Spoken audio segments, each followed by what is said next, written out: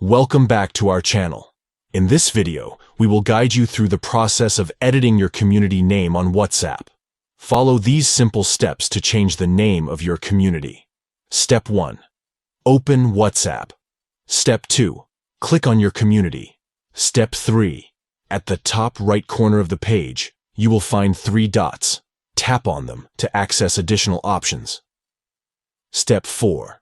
From the drop-down menu, select the option that says Community Info. Step 5. Within the Community Information page, you will find an option to edit the community details. Tap on Edit Community Info. Step 6. Under Community Name, you can change the name.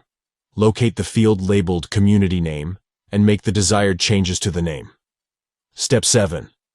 Once you have edited the community name, tap on the check mark to save the changes.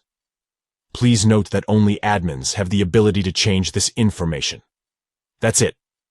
By following these steps, you can easily edit the name of your community on WhatsApp. If you found this video helpful, don't forget to like and subscribe to our channel for more useful tutorials. Thank you for watching.